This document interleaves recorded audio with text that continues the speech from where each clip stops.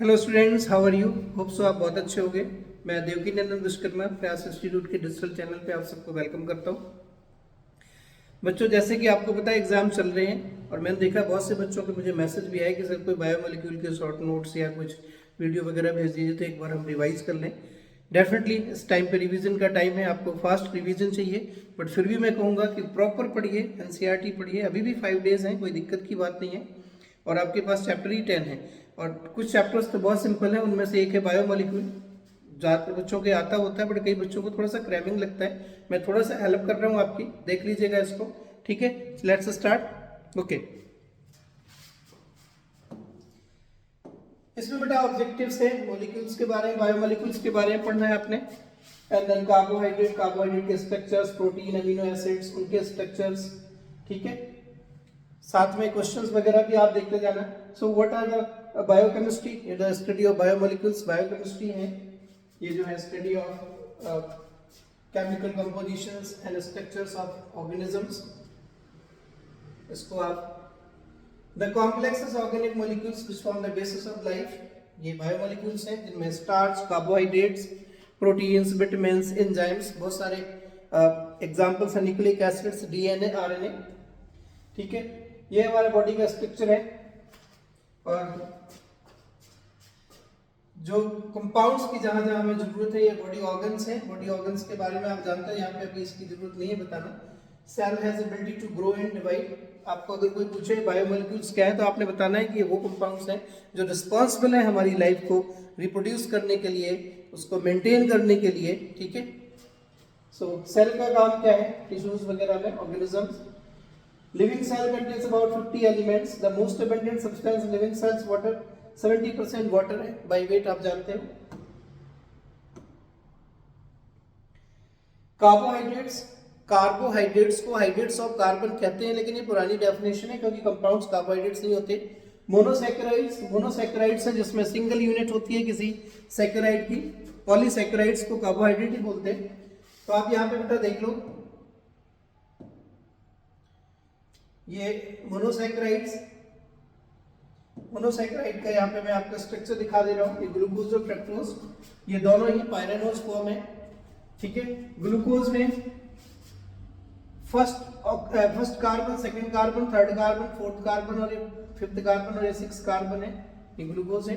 Fructose में first carbon बाहर होता है, ये CO ग्रुप से शुरू होता है। ये दोनों ही आपके सामने जो स्ट्रक्चर्स हैं, पायरेनोज फॉर्म है, हेक्सोज है। ठीक है, ये OH जब नीचे रहता है तो अल्फा डी ग्लूकोज और ऊपर चला जाता है तो बीटा डी ग्लूकोज बन जाता है।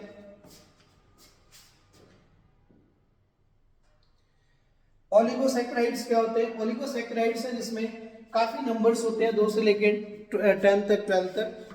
1 है तो मोनोसैकेराइड्स, 2 है तो डाइसैकेराइड्स और बहुत सारे हैं तो पॉलीसैकेराइड्स। ओलिगोसैकेराइड 2 to 10 तक के नंबर्स हैं। ठीक है, नंबर्स मतलब monosaccharides like glucose, fructose, maltose, इस टाइप की यूनिट्स इसमें प्रेजेंट होंगी।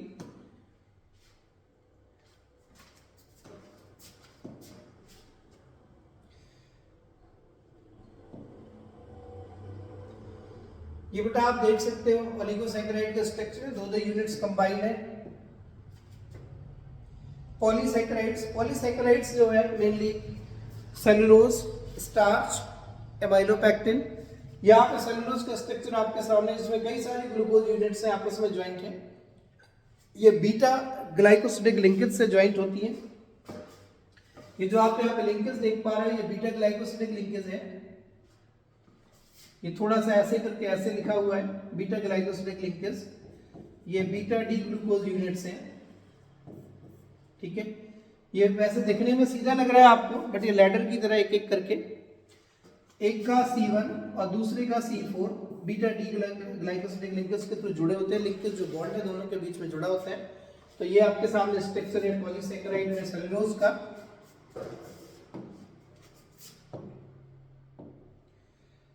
ठीक है, ये ग्लूकोज है और कुछ और भी है। बेटा कन्फ्यूगेशन का क्वेश्चन आता है, ग्लिसरॉल्डिहाइड को हम एज ए रेफरेंस लेते हैं। आप देखते हैं अक्सर डी ग्लूकोज या एल ग्लूकोज लिखा रहता है।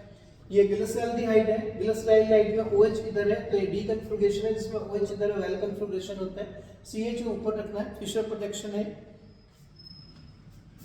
इसके बेसिस पर ही आप कार्बोहाइड्रेट और अमाइंस का डी और एल कन्फिग्रेशन बता सकते हो।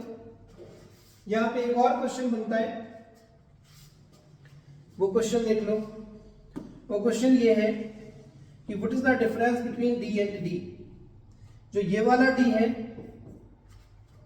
ये डी ग्लिसरॉल्डिहाइड के कंपैरिजन में बनाया गया है, ठीक है।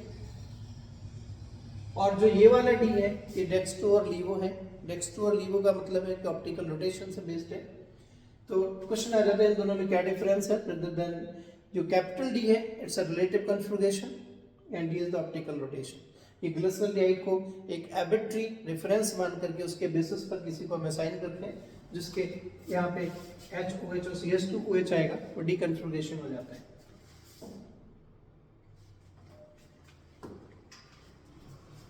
एंड देन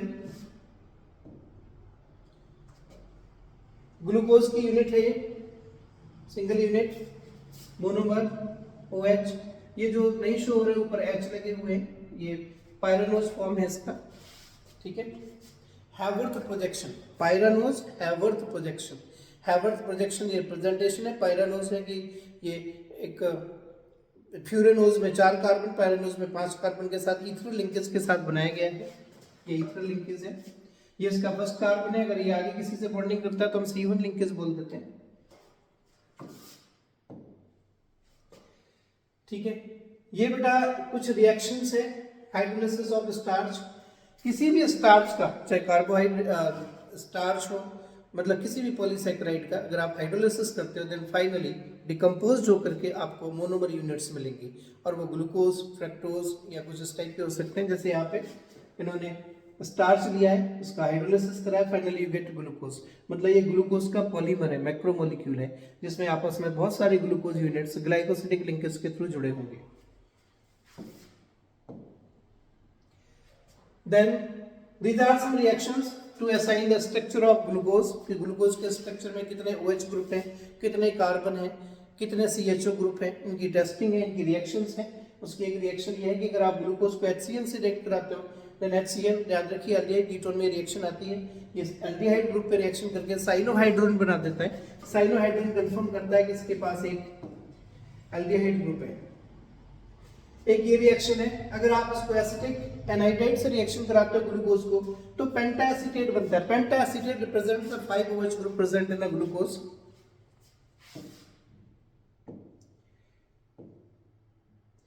देन अगर आप इसका ऑक्सीडेशन करते हो तो इसका जो CHO पार्ट है वो COH बन जाता है। ये भी कंफर्म करता है कि इसके पास CHO ग्रुप है।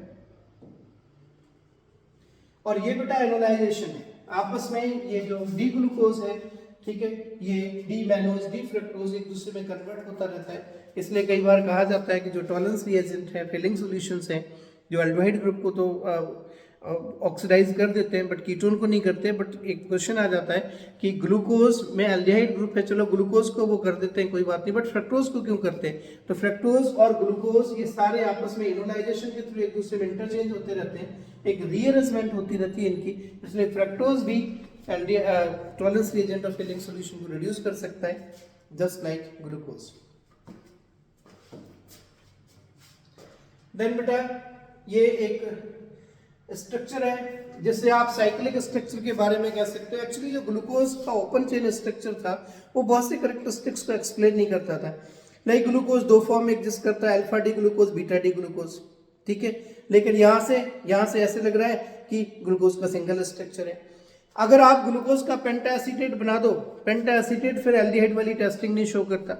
तो इन लिमिटेशंस को देखते हुए इसकी स्टडी की गई आगे, तो देखा गया ग्लूकोज सिंगल नहीं है, ग्लूकोज के 2 आइसोमर्स हैं जिनको एनोमर्स बोलते हैं, alpha D glucose and beta D glucose. Basically glucose in तीनों का मिक्सचर है, open chain structure, 5th carbon OH CO group पे जाके जुड़ जाता है, जिसमें एक OH इधर आ गया, एक OH इधर आ गया। ये अल्फा डी ग्लूकोज है, बीटा डी ग्लूकोज है, इन दोनों की परसेंटेज और इसके साथ तीनों होते हैं। हालांकि ये वाला से 0.5% है, तीनों मिलाकर के ही ग्लूकोज बनते हैं। ये फिशर प्रोजेक्शंस हैं, इन्हीं को पायरानोज फॉर्म में जब आप करोगे तो पीछे जो देखा था वैसे बन जाएंगे।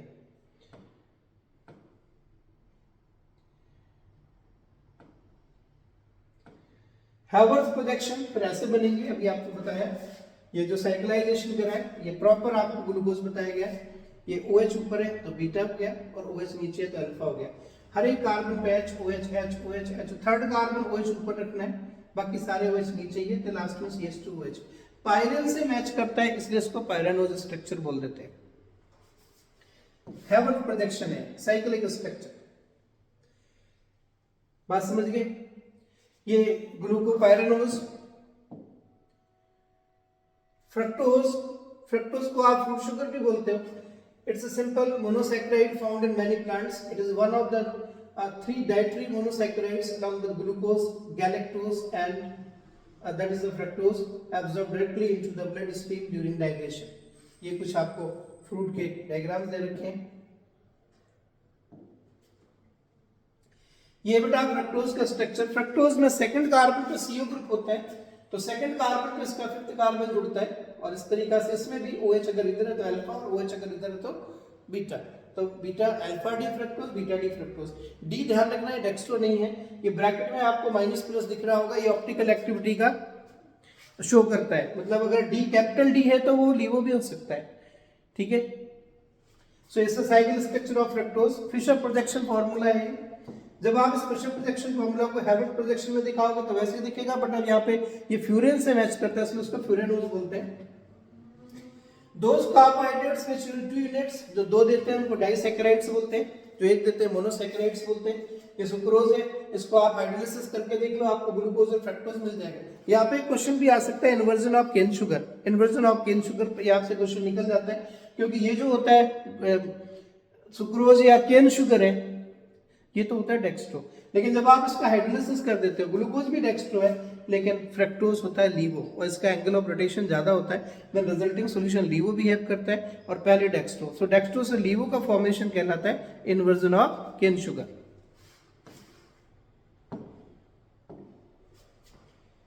This is the glycosidic bond. एक यूनिट जब किसी दूसरे यूनिट से बॉन्ड बनाएगा तो ग्लाइकोसिडिक बॉन्ड बनेगा।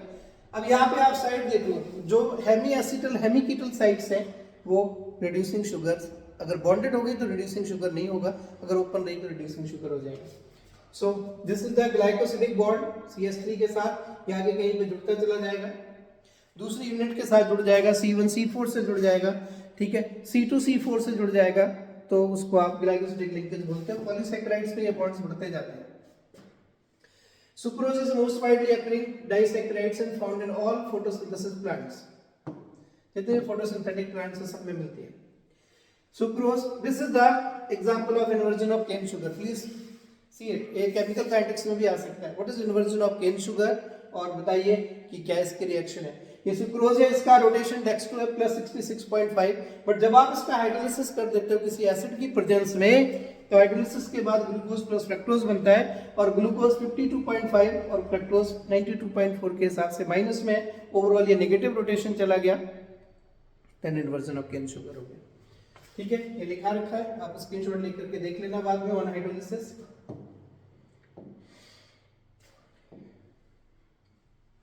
Then maltose. अब देखो डाइसैकेराइड्स आ गए, डाइसैकेराइड्स में 2 मोनोसैकेराइड्स होंगे तो दोनों मोनोसैकेराइड्स आपस में जुड़े होंगे ना किसी तरह से। कार्बोहाइड्रेट में जो मोनोमर यूनिट्स आपस में जुड़ती है उसी के बॉन्ड को ग्लाइकोसिडिक लिंकेज कहते हैं। ओके, सो ये ग्लूकोज, ये डी ग्लूकोज, अल्फा डी दोनों आपस में बॉन्डेड है। आप नंबरिंग देख सकते हो 1 2 3 4 5, 1 2 3 4 5, इसका 4 और इसका 1, C1C4 लिंकेज, ये स्टैंडर्ड है, ये होती ही आपको याद करनी पड़ेगी। एक और चीज देखिए, इसमें इसकी 1 साइड फ्री है, जिसकी साइड 1 फ्री हो, जहां पे उसका हेमी एसिटल हेमी कीटल फॉर्म था, उसको फिर हम रिड्यूसिंग शुगर भी बोल देते हैं। तो ये एक रिड्यूसिंग शुगर भी है। माल्टोज का स्ट्रक्चर है, दोनों मोनोमर यूनिट्स को है प्रोजेक्शन के पायरेनोज फॉर्म में टेस्ट करके दिखाएं। ये लिखा हुआ है found freely in nature. It is used in, ये यूज वगैरह आप अलग से पढ़ लेना। ना पॉलीसैकेराइड्स, पॉलीसैकेराइड्स में क्या होता है, मोनोमर यूनिट्स जुड़ते चले जाएंगे लीनियर मैनर में, ब्रांच मैनर में, C1 C4, ठीक है, एंड देन पता चला कि जो लास्ट में C1 बच गया वो उसके C6 के साथ, ध्यान से सुनना, जो स्टार्च है उसमें 2 पोर्शन है, अमाइलोज एंड अमाइलोपेक्टिन। अमाइलोज तो लीनियर है, number of glucose unit C1 C4 link होती चली जाती है। लेकिन एमाइलोपेक्टिन में एक चेन खत्म होगी तो उसका जो C1 फ्री है, अगली का C6, ऐसे एक ब्रांच होता चला जाता है। ठीक है। स्टार्च में, सेलुलोज में C1 C4 की बीटा डी ग्लाइकोसिडिक लिंकेज होती है। और जो एक जिसको आप एनिमल स्टार्च भी बोलते हो, ग्लाइकोजन, उसका स्ट्रक्चर ऑलमोस्ट एमाइलोपेक्टिन की तरह ही होता है। ठीक है, बट उतना ब्रांच नहीं होता। पॉलीसेकेराइड स्ट्रक्चर, स्टार्च दिखने में ऐसा होता है, पाउडर्ड फॉर्म है इसका white.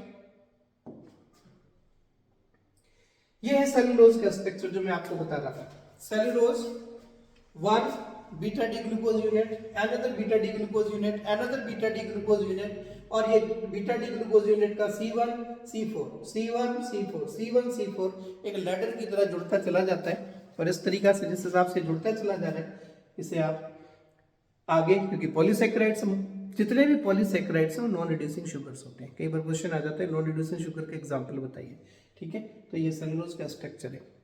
Cellulose grazing animals digest कर सकते हैं क्योंकि उनके पास सेलुलेज होता है, हम नहीं कर सकते। ठीक है,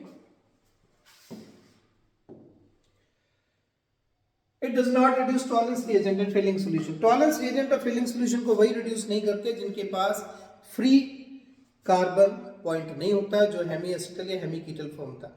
ठीक है, जिसमें पहले एल्डिहाइड या कीटोनिक ग्रुप था, अगर वो फ्री है तो ही वो रिड्यूस कर सकते हैं। Now this is glycogen. Glycogen branched होता है, बट उतना ब्रांच नहीं होता जितना कि amylopectin. Now amino acids. Amino acids का मतलब हम बात करने लगे प्रोटीन की। प्रोटीन भी पॉलीसेकेराइड पॉलीमर्स हैं, प्रोटीन भी मैक्रोमोलिक्यूल्स हैं। प्रोटीन की जो मोनोमर यूनिट्स हैं वो अल्फा अमीनो एसिड्स होते हैं। अल्फा अमीनो एसिड ये है, ये एसिडिक ग्रुप है, NH2 ग्रुप है, ये अल्फा अमीनो एसिड हो गया। एक ही कार्बन पर COH और NH2 है, R वेरी करता रहता है। टोटल 20 अल्फा अमीनो एसिड्स हैं, 10 एसेंशियल हैं और 10 नॉन एसेंशियल हैं। इन्हीं की आपस में बॉन्डिंग होती रहती है। अच्छा, जो कार्बोहाइड्रेट थे वो D सीरीज के होते हैं और जो अमीनो एसिड्स हैं वो L सीरीज के होते हैं, मतलब D एंड L कॉन्फ़िगरेशन है। देखिए क्या लिखा है, These are amino substituted carboxylic acid, मतलब जो कार्बोक्सिलिक एसिड है उनके अल्फा पोजीशन पे NH2 लगा दो।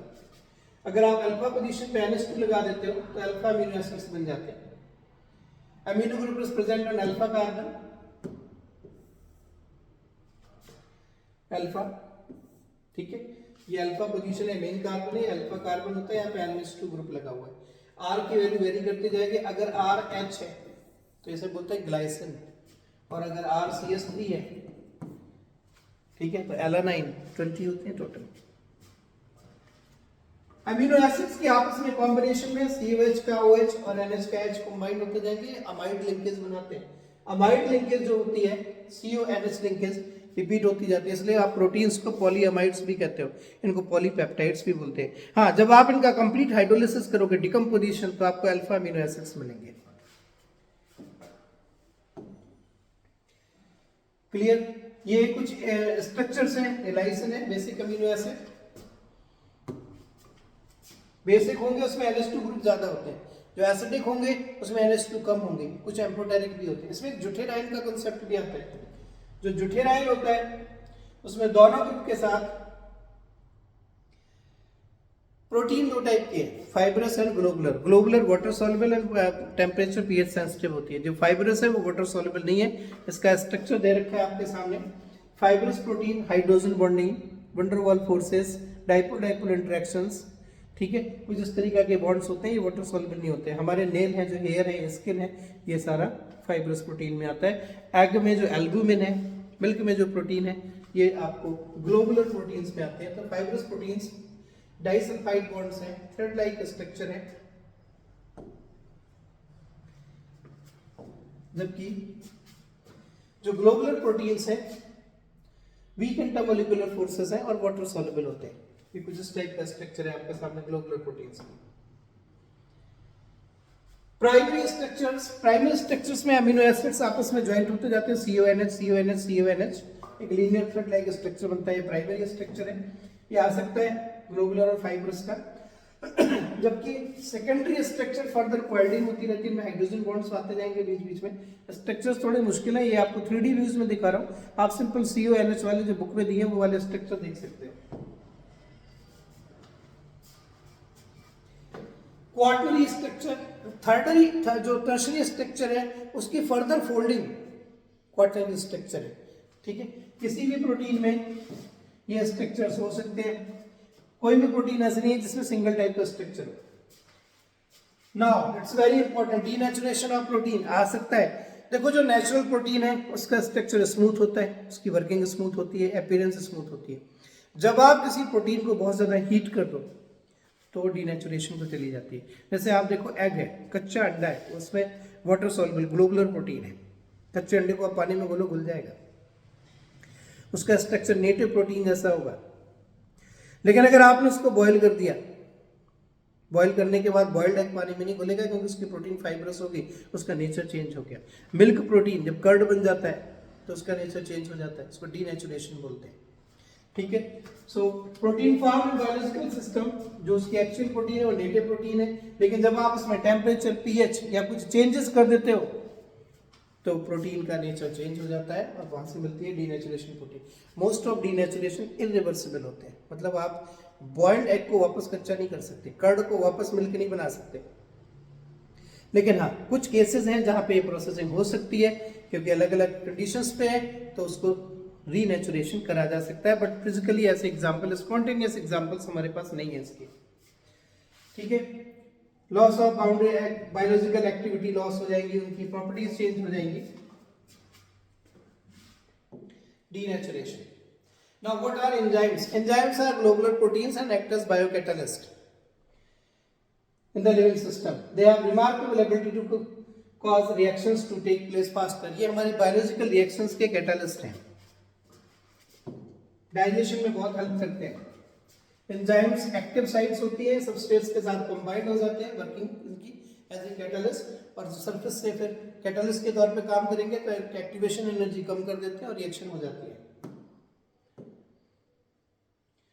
Activation energy of acid hydrolysis आपको पता है, जैसे केन शुगर है, केन शुगर से ग्लूकोज फ्रक्टोज इन्वर्टेज एंजाइम, ठीक है। डाइजेशन में जाइमेज या जो भी एंजाइम्स है, जाइमेज अल्कोहल को कन्वर्जन करने में काम आता है, तो ये सबकी एक्टिवेशन एनर्जी है, वो इसको एक्टिवेशन एनर्जी प्रोवाइड करके प्रोसेसिंग कर देते हैं, डिकम्पोजिशन कर देते हैं। विटामिन्स, विटामिन्स विटामिन्स मिनरल्स हैं, ये ना तो एनर्जी देते हैं ना ही ये कोई फैट है, ये सिर्फ हमारी बॉडी के लिए एसेंशियल है। ये हमें कोई बैक्टीरियल इन्वेजन या इम्यून सिस्टम को बचाते हैं, बैक्टीरियल इन्वेजन से बचाते हैं, ठीक है, और बहुत नेसेसरी हमारी बॉडी के लिए, हमें चाहिए ही चाहिए, अदरवाइज हमारे कई डिजीज हो जाएंगी। और अलग अलग विटामिन के अलग अलग डिजीजेज हैं, उसके क्वेश्चंस आ जाते हैं।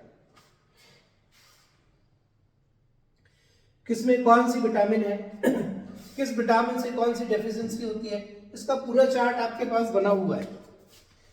केमिकल नेम भी पूछ लेते हैं, विटामिन ए कहाँ पे है, विटामिन बी कहाँ पे है, ठीक है, विटामिन बी से कौन सी डिजीज होती है, विटामिन B2 किस में मिलती है और उससे क्या डिजीज हो जाती है, सारे विटामिन का चार्ट। एक इसमें विटामिन एच आते हैं, कुछ विटामिन वाटर सॉल्युबल है। क्वेश्चन आ जाता है why vitamin C is not stored in our body, क्योंकि वाटर सॉल्युबल है, एक्सर्ट हो जाती है, ठीक है।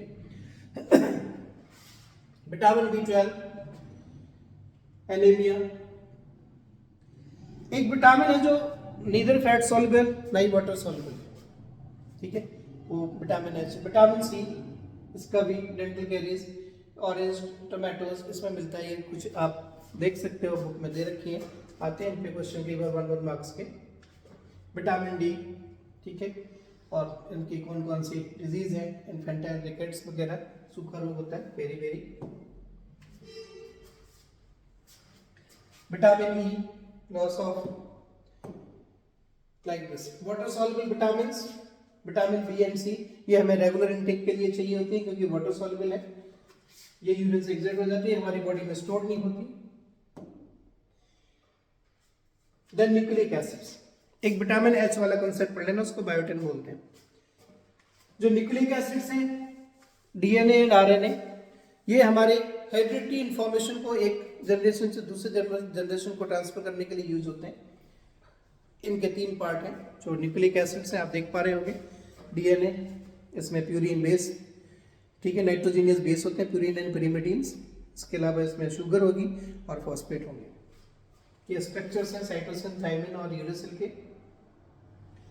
डीएनए और आरएनए के जो स्ट्रक्चर है, इनको आप, डीएनए का मतलब डीऑक्सीराइबोन्यूक्लिक एसिड है, ठीक है।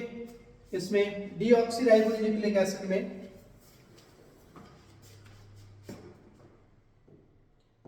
देखना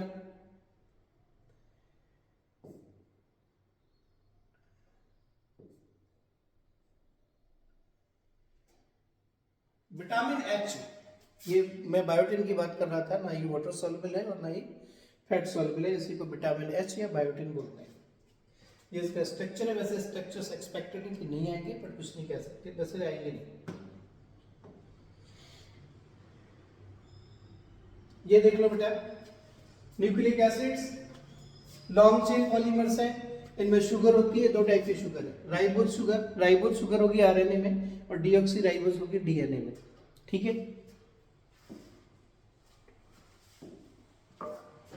ये बेसिस हैं, प्यूरिन एंड pyrimidine बेस, 5 होते हैं टोटल। ये pyrimidines हैं, cytosine, thymine and uracil. Uracil वाला सिर्फ आरएनए में होता है, ये दोनों डीएनए में मिलेंगे आपको।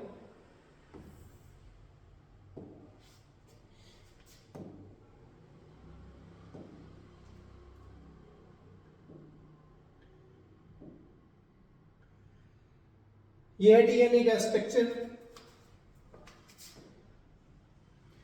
डीएनए का स्ट्रक्चर ये डबल हेलिक्स स्ट्रक्चर है।